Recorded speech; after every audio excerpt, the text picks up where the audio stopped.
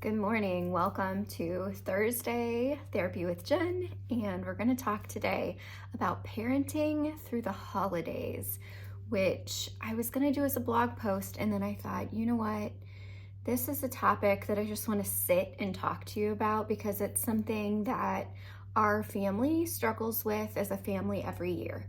And so I think as much as all of us look forward to the holidays, and our kids, particularly my kids, Christmas is their favorite holiday. So it is something that they love and it holds a lot of magic for them. And at the same time, sometimes things that we really love are also really hard. And I know that that's definitely been the case for our family. And so I wanted to just walk through some of the main things that can be struggles for kids with holidays and how we as their parents can help them kind of externally regulate and co-regulate together with us. So one of the things that my kids and myself, so I'm not just speaking about my kids here, but definitely is a struggle for my kids, are dealing with transitions. And this happens on a daily basis, waking up, getting ready for school, getting out the door on time for school, coming home and transitioning from school to home life, transitioning for meals, and then to bed. But there's kind of a unique struggle with transitions when it comes to holidays because you're introducing so many activities that are outside of the norm. And so typically, even if we struggle with something, if it's an everyday struggle, there's an element of familiarity to it. Whereas when the holidays come, oftentimes we're doing things that maybe we only do once a year, or maybe we gather with our family and friends multiple times a year for holidays, but it's still not our everyday experience. And often we're trying to pack a lot into a short amount of time. And one of the reasons that we do that is because if we have extended family that lives out of town, and maybe they're only in town for 3 days, we want to try and do as much in those 3 days as we possibly can, but that can lead everybody to feeling burnt out, stressed out, and really a little bit of extra struggle around those transition points. And so some things that I have learned over the years that really help my kids with those transitions is having a plan. So as much as possible, if they know ahead of time what's going to be expected in the days of, say, for example, this year, my family from St. Louis is coming in town with us to stay for 3 days. My kids are so excited about this. We're excited about this. It's a positive thing, but it can lead to a lot of stress because the normal schedule is altered in the holiday time. So for those 3 days, they don't really know what to expect about their schedule. And so if I can have some kind of visual reminder for them of what the expectation is for those 3 days, the area is already built in between activities that they have downtime. And then we kind of talk through possibilities for if they get overstimulated in those activities. So for an example of this last year, we joined my family, instead of my family coming to us, we joined my family in Branson after Christmas. And my parents planned this amazing, heartfelt, really sweet trip with my whole family and spent so much time planning out every element of it. And when I got the schedule that they mailed us in the mail for the trip itinerary, I simultaneously panicked and was relieved because I knew what to expect, but also saw a lot of activities, restaurants I don't know, that the kids don't know, and so we have food allergies, what are we going to eat? All the questions started swirling in my head. But since I had that schedule, I had the ability to work through those things ahead of time before our trip and even call my parents and express the concerns that I had so we could have backup solutions in case kids started melting down or got burnt out, or myself with the social stuff. I needed to know where the pockets of recovery were. So having an idea ahead of time of what might be the most triggering events, the hardest transitions, allows you to plan ahead and have some ideas already in place for when they come up, which makes your kids feel more capable and confident walking into a situation because they know what to do if they're not feeling okay.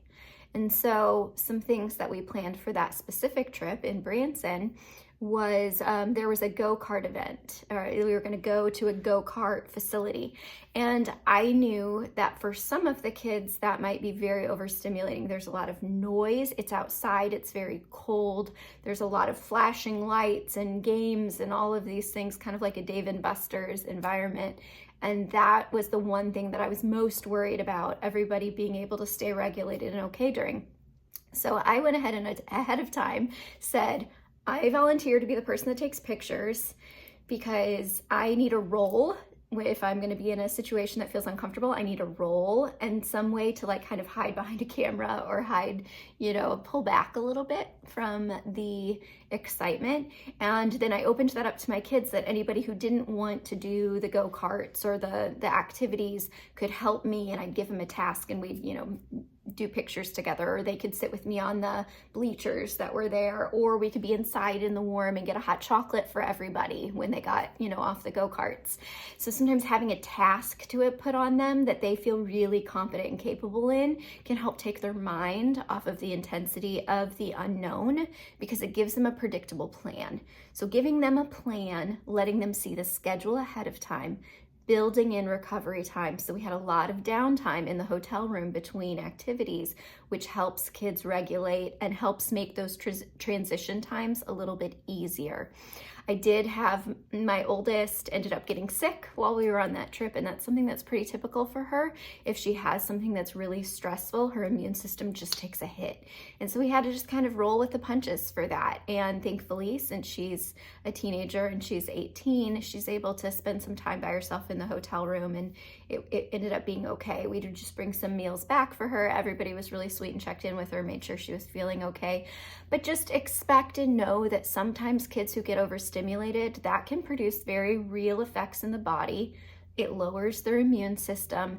Don't be surprised if illness or feelings of anxiety, headaches, very real illness comes into the picture to play at holiday time. And as long as you have a plan B or are able to pivot in the moment and make them comfortable and make the whole family comfortable. It's kind of the stress of the parents at the holiday having to navigate all of the moving pieces, but having a plan up front and being able to have plan Bs and plan Cs really help make that whole process more seamless.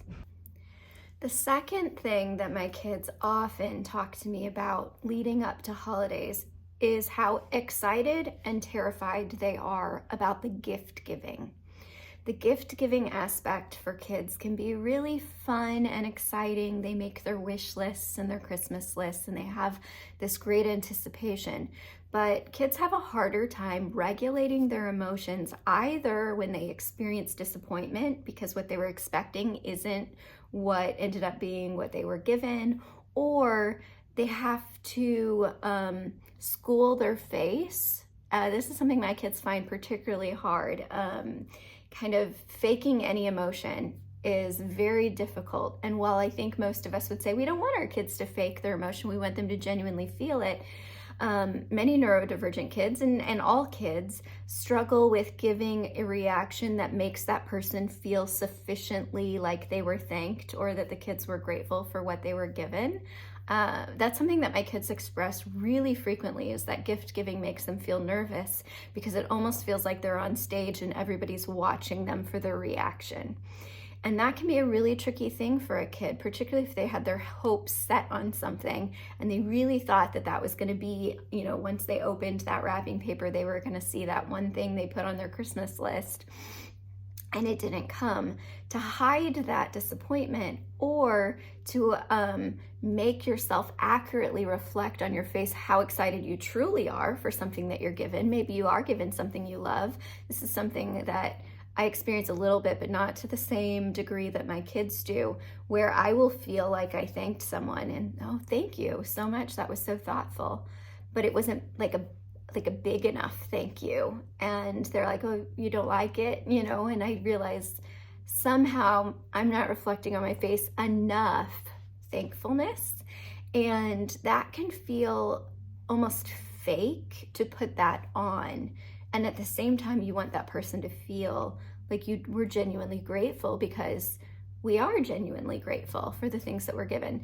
And so there's a couple things that I've talked through with my kids to work through this. The first is to really focus on the act of giving versus the actual physical gift. That when a person is giving you something, we can be thankful for the act of giving, the fact that they thought of us and gave us something, and focus on that and our relationship and connection with them more than whatever it is that's inside of the present. So the present is almost irrelevant. It's exciting and fun sometimes, but the true spirit of Christmas is that somebody loved us enough to put that into physical form. And so no matter what that physical form takes, we can express, thank you so much for thinking of me. That was so thoughtful that you went out and got this for me, no matter what it is that's inside of the package. So that's the first thing that we talk about, is reacting to the gesture, not the item. That helps a little bit to flip that focus so that it becomes less emotionally charged.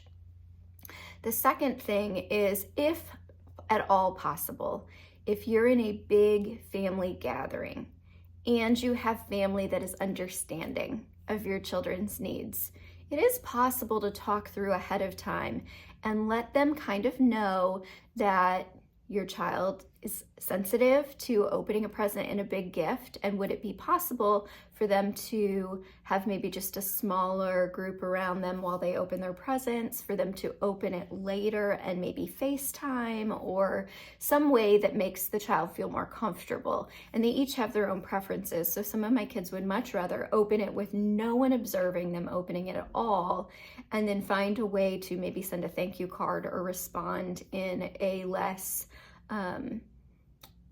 person-to-person manner where they feel like they're being observed in that moment. They have time to think about what they want to say and how they want to respond. So that's helpful for some kids. For other kids, they are okay with opening their present in a group. They just want it to be understood by the gift giver that perhaps they have a lower emotional swell than others. For my 14-year-old, he's pretty easygoing and chill. I've rarely seen a huge response of, oh my goodness, thank you so much from him. He just doesn't produce that level of intensity.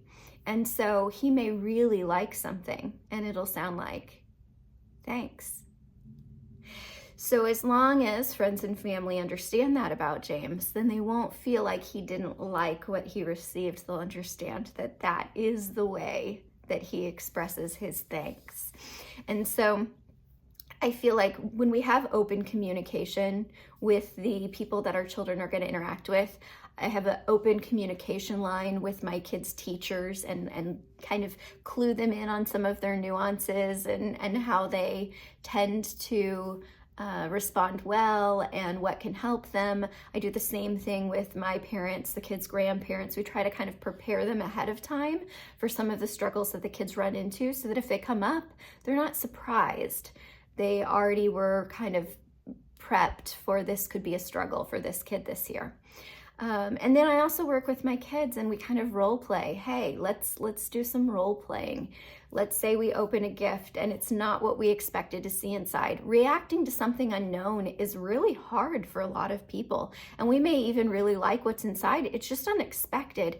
And so the unknown can feel very uncomfortable and it can produce a response that maybe wouldn't be the response you would give if you had had some time to sit with that item and really think about it and feel grateful. So I hope that's helpful. Those are some ways that we talk through these issues with our kids and with the people who are involved with our kids. And just for ourselves, understanding that sometimes we put a lot of expectation onto our children about the reaction we want them to give us from the gifts that we're giving them. And that's not always easy for children. Holiday food struggles. Holiday food struggles is such a hard thing in our home. And I hear this for families everywhere. You don't have to have neurodivergent children to have food struggles. Kids have food struggles, right? And if you're a parent, you know how hard it can be sometimes to prepare a meal that everybody will eat. Well, even harder around the holidays. So we're taking foods that oftentimes we only pull out once a year or maybe a couple times a year. And that can be very tricky for kids who don't have the developed food palates that an adult might have. They also tend to have preferences of things that maybe they have every day or that they're very used to eating in their home. And all of that flies out the window at the holidays, particularly when there's potluck meals and people are bringing things from different homes. It may have been food they've never even heard of or seen that combination of. A lot of holiday meals also have blended textures, and there's a lot of casseroles and things like that. And I've noticed that my kids don't do very well with casseroles where a lot of food is, assembled into one dish. And I have one particular child who doesn't like cheese melted into everything. So that's a lot of casserole dishes have like a cheesy kind of base. So navigating these food preferences and allergies and differences can be really tricky at the holidays. As an extended family, to bring food that everybody likes is tricky.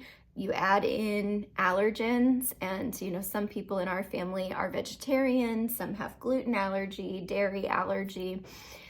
That can be really tricky to ask family and friends to learn how to cook for, and it's not something that we expect. So that means that we need to bring food along with us that meet our kids' particular food allergies or preferences and needs. And the way that we can do that, or that we've figured out to kind of do that, is as long as we have kind of one main dish that we know everybody can eat in our family, even if it's not a traditional holiday food, now we know at least they have something that they can put on their plate to eat alongside of everybody else sitting down and eating.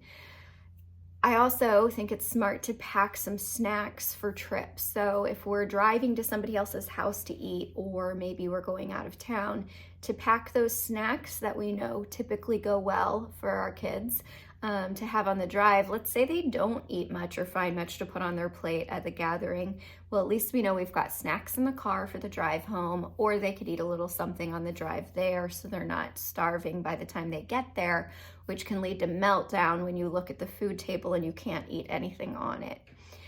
Food is particularly a struggle for our oldest, who has a lot of allergies. Food is not fun for her. And one thing that has happened pretty traditionally is because her food needs are so specific. Oftentimes people will buy her something that she will be able to eat and then present it to her like it's her present. And that's something that I have tried to kind of work with her on and work with them on. Because I think for a while that was really hurtful to her. Like, nobody else is receiving their food as their gift.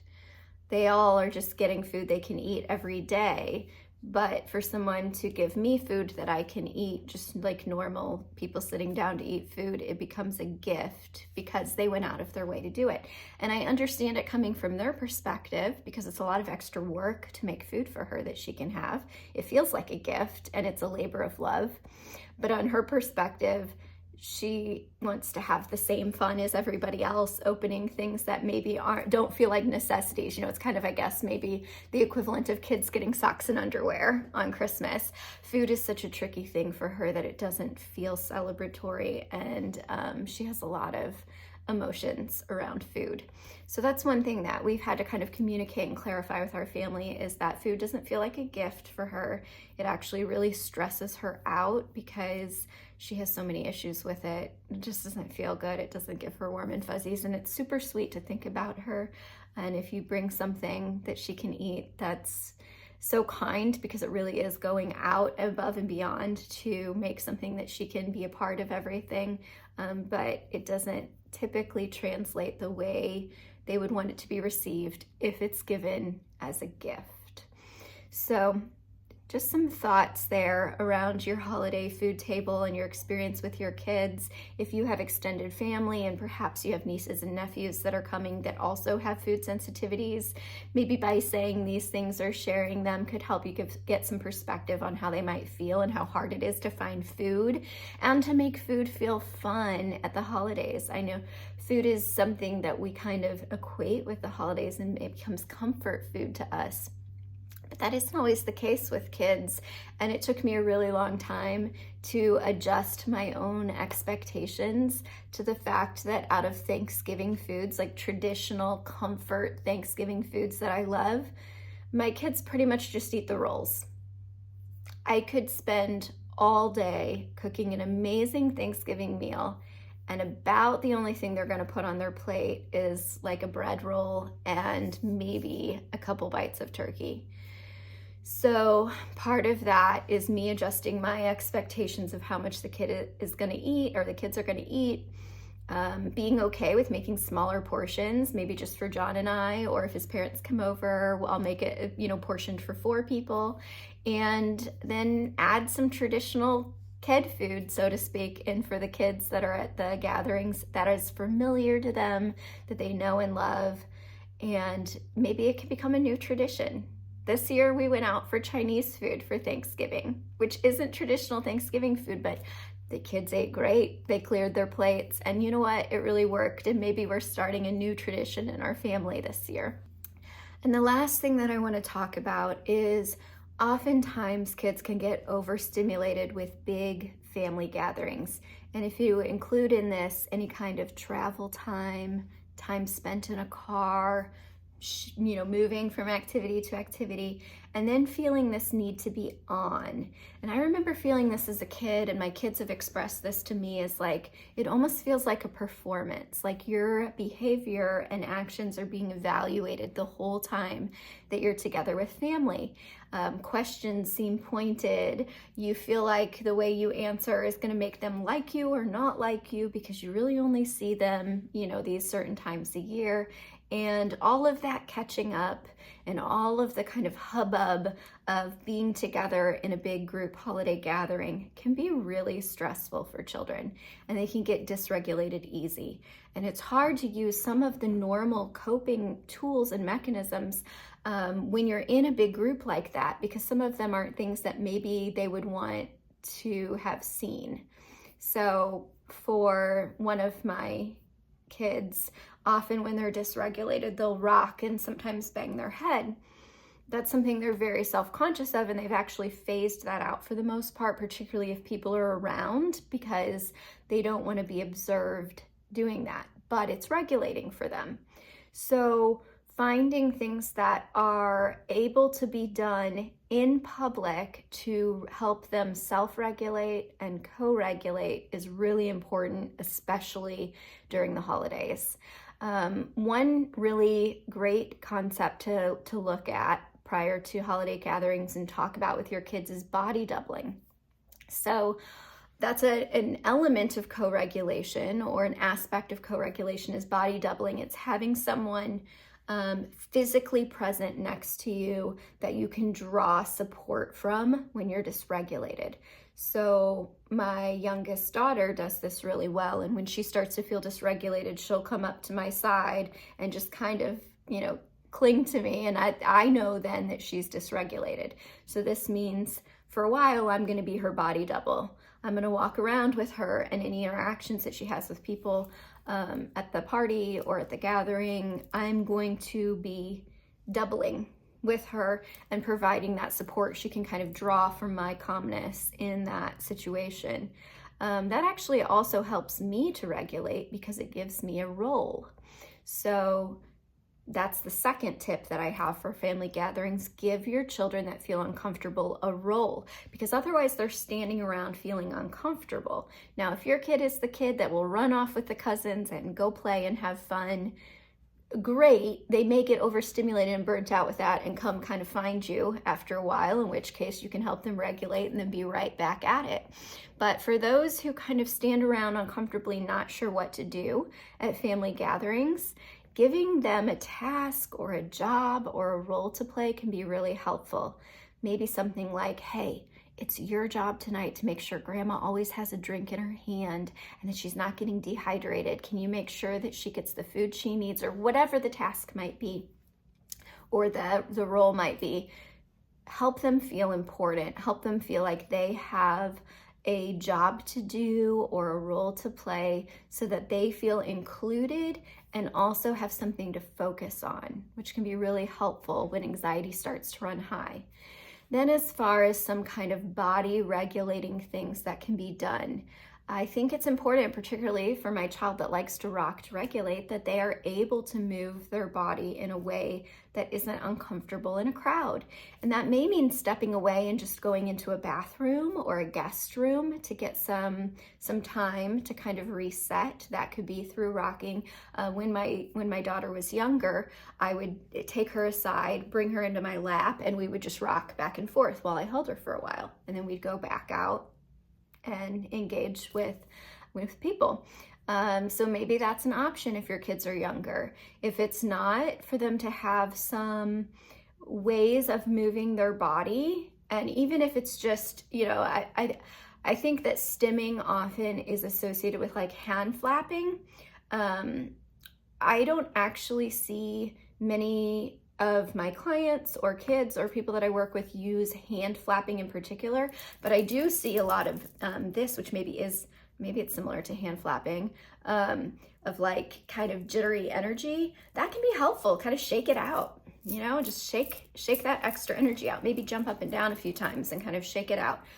Stretch your neck, stretch your body, kind of do some hip circles and some shoulder circles. And it only takes, a little bit of time every so often. If you notice that your kid's starting to get kind of dysregulated, hey, let's go shake our energy out in the other room. And that can be really helpful for a quick reset. The quick reset that I show in my stress video, I use all the time, which is really helpful. It just takes a few minutes. You just rub your hands and feet together, rub your arms, rub your face, and then pull down on your ears. And as you pull down on your ears, you're going to close your eyes, tune out all the distractions, and just take some deep breaths. It's just a really quick reset. So you can try those with your kids if you start to notice that they're getting dysregulated, and maybe they can help you too if you begin to get dysregulated at any kind of holiday parties. So as you can see, holidays can be so magical and exciting, and I think we kind of build this expectation around them that make them feel extra weighty, which intensifies all of these elements and makes our responses to them and our emotional reactions that much more weighty and sometimes difficult to move through. So as long as we anticipate them ahead of time and know what we do if we find ourselves in a situation where we're dysregulated, or when we're having to help other people dysregulate around us, we can be watching for that. We can give them reminders. It's really helpful to set these expectations. In 10 minutes, we're going to do this. In 5 minutes, we're going to do this.